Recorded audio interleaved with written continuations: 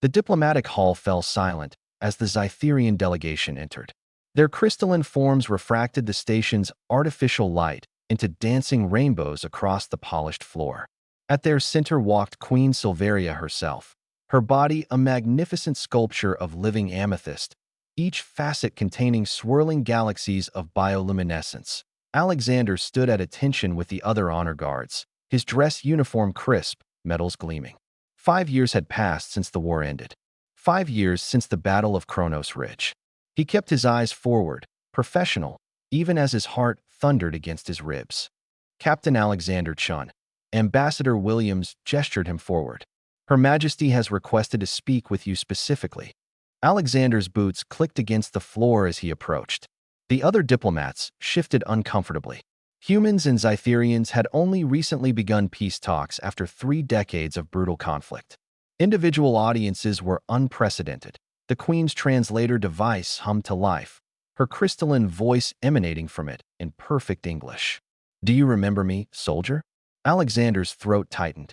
He stared into the depths of her faceted form, where colors shifted like auroras. "Your Majesty, look at me, Alexander Chun. Not at my crown. Not at my guards. Look at me." He did. And then he saw it. A hairline fracture running through her left shoulder, barely visible unless you knew where to look. A scar that shouldn't exist on a Zytherian royal, whose regenerative abilities were legendary. Kronos Ridge. Alexander whispered. 5 years earlier, the plasma fire turned the ridge into hell.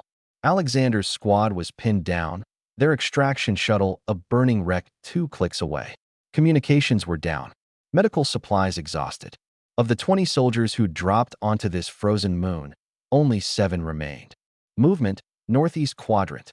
Corporal Martinez shouted over the chaos. Alexander swung his rifle around, finger on the trigger, and froze. The Zytherian wasn't attacking. It was crawling, dragging itself through the snow with fractured limbs, leaving a trail of glowing ichor that steamed in the frigid air. Its crystalline body was cracked in a dozen places, and even through his helmet's translator, Alexander could hear its labored breathing. "It's one of them. Take the shot." Martinez screamed, but Alexander saw something else. The ornate patterns etched into the alien's carapace.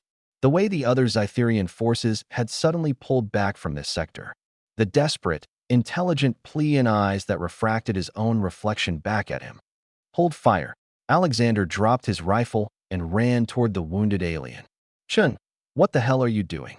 Alexander didn't answer. He reached the Zytherian and dropped to his knees beside it. Up close, he could see the extent of the damage. A Terran plasma mine had detonated nearby, and shrapnel had torn through the alien's body. It should have been dead already. The Zytherian's translator crackled. "Human, why?"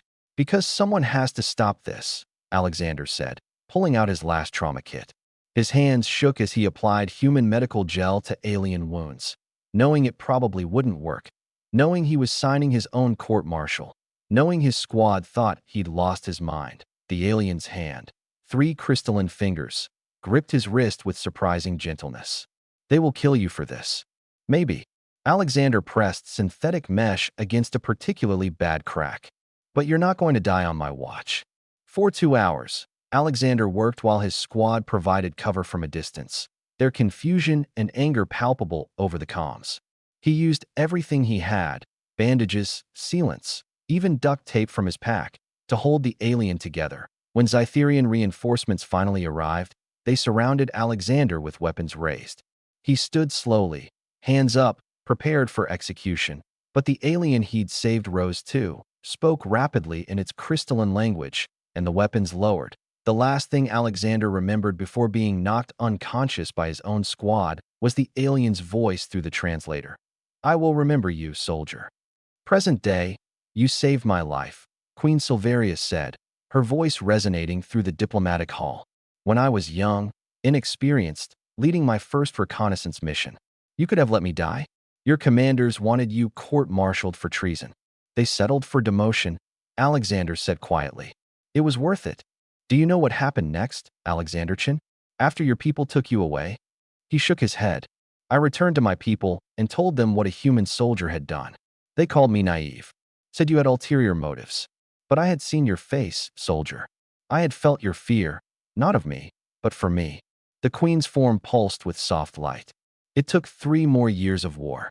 3 years of me arguing, pleading, showing that if one human could choose compassion in the heat of battle, perhaps peace was possible.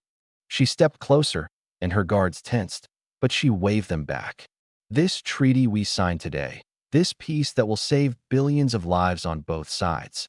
It began in the snow of Kronos Ridge when one soldier decided that mercy was stronger than hate.